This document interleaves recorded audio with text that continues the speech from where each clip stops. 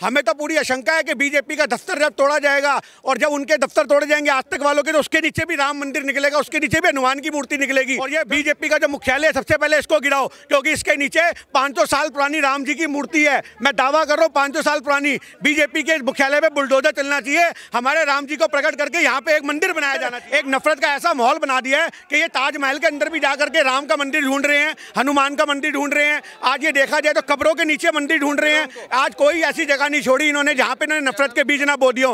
कभी हिजाब पे दंगा, कभी मुसलमानों के कपड़ों पे दंगा, कभी उनकी टोपी पे दंगा, कभी चालीसा, कभी हनुमान चालीसा। ये पूरा का पूरा जो माहौल इन्होंने नफरत का पैदा कर दिया है, ये सिर्फ मुसलमानों के खिलाफ नहीं है। अगर इनको मुसलमानों से इतनी प्रॉब्लम है तो आप ये देखिए मुसलमानों का दामाद बना के बैठी है बीजेपी सरकार। ये धर्म और जाति पंथ देख के टारगेट करने वाली शुरू से एक पार्टी है। ये फूलों को बांट दे, ये हवाओं को बांट दे, ये चांद सूरज को बांट दे, ये वो सरकार है। आप याद रखना, ये लोगों को ना बांटेगी, बिल्कुल बांटेगी। आपको पता है लगातार बुलडोजर चलाया जा रहा है गरीबों को, और धर्म देख के चलाया जा रहा है। और कल तो हमने देखा कि गेहूं के साथ घुन भी पिस गया।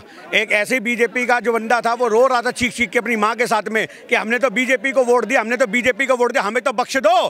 तो आज ये देखो कि ये वो सरकार है कि जिनका खाया उनको भी डस गई। तो ये बीजेपी के शासनकाल के अंदर कोई हिंदू भी नहीं बचेगा, मुसलमान भी नहीं बचेगा, कोई सिख भी नहीं बचेगा। सिर्फ वो बचेगा जो इनकी चापलूसी करेगा। इनके अंधभक्त भी रगड़े जाएंगे बड़े तरीके के साथ। उनको आज पता नहीं लग रहा पर सबका नंबर आएगा। तो ये अतिक्रमण करना का सही है क्या? अतिक्रमण तो पूरी दिल्ली में हो रखा है। आप ये बात बताइए कौन सी ऐसी जगह जो अतिक्रमण नहीं है? आप बीजेपी के नेताओं के घर देख लो, आप किसी भी नेता के घर देख लो बीजेपी के जाकर के, पूरी की पूरी गलियों का घेराव कर रखा है। अतिक्रमण की बात करते हैं, इन्होंने पूरे देश के अंदर एक नफरत का ऐसा माहौल बना दिया है कि ये ताजमहल के अंदर भी जाकर के राम का मंदिर ढूंढ रहे हैं, हनुमान का मंदिर ढूंढ रहे हैं। आज ये देखा जाए तो कब्रों के नीचे मंदिर ढूंढ रहे हैं। आज कोई ऐसी जगह नहीं छोड़ी इन्होंने जहाँ पे इन्होंने नफरत के बीज ना बो दियो। कभी हिजाब पे दंगा, कभी मुसलमानों के कपड़ों पे दंगा, कभी उनकी टोपी पे दंगा, कभी चालीसा, कभी हनुमान चालीसा। ये पूरा का पूरा जो माहौल इन्होंने नफरत का पैदा कर दिया है, ये सिर्फ मुसलमानों के खिलाफ नहीं है। अगर इनको मुसलमानों से इतनी प्रॉब्लम है तो आप ये देखिए मुसलमानों का दामाद बना के बैठी है बीजेपी सरकार।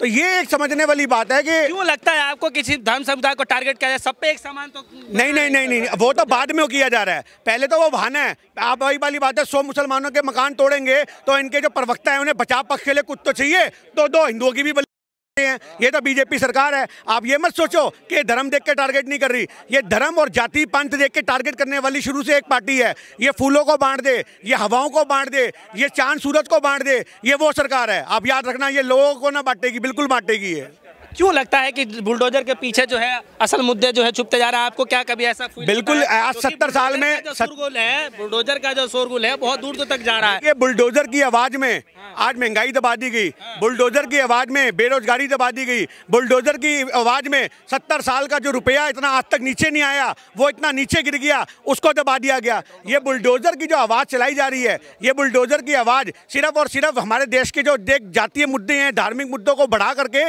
जो मेन मुद्दे हैं, सामाजिक मुद्दे हैं, उनको खत्म करती जा रही है। ये लोगों को समझने की जरूरत है जो बैठ करके इनकी डिबेट देखते हैं। आज मैं कहता हूं जी न्यूज वालों का जो एक इतना बड़ा, आज तक वालों का जो इनका मुख्यालय बना हुआ है जहां पे बैठ के डिबेट करवाते हैं, उनको तोड़वाया जाए। हमें तो पूरी आशंका है कि बीजेपी का दफ्तर जब तोड़ा जाएगा और जब उनके दफ्तर तोड़े जाएंगे आज तक वालों के, तो उसके नीचे भी राम मंदिर निकलेगा, उसके नीचे भी हनुमान की मूर्ति निकलेगी। तो कल जाओ और जी न्यूज का एक बुलडोजर चलाओ, आज तक पे बुलडोजर चलाओ, और ये बीजेपी का जो मुख्यालय है सबसे पहले इसको गिराओ, क्योंकि इसके नीचे 500 साल पुरानी राम जी की मूर्ति है। मैं दावा कर रहा हूँ 500 साल पुरानी। बीजेपी के मुख्यालय में बुलडोजर चलना चाहिए, हमारे राम जी को प्रकट करके यहाँ पे एक मंदिर बनाया जाना चाहिए। आप इतना बोल रहे हैं, गुस्से में पूरा लाल हो गए हैं महाराज। मोदी जी तो कह रहे राजनीति करना है, नहीं है देश की सेवा। ये तो लाल गर्मी ने हमें कर दिया।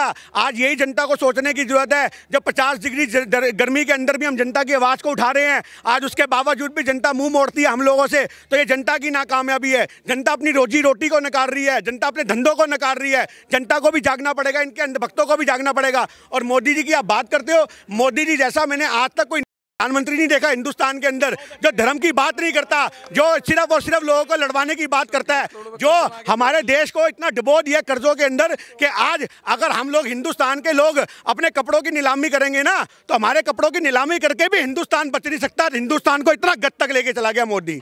आप बात करते हो मोदी जैसे मोदी विश्व गुरु कायका बनाएंगे, मंदिर के बारे घंटा लटका होता है ना, थोड़े दिन के बाद हमारे पास भी वही रह जाएगा और कुछ नहीं रह जाएगा। ये है मोदी सरकार, याद रखना आप बात।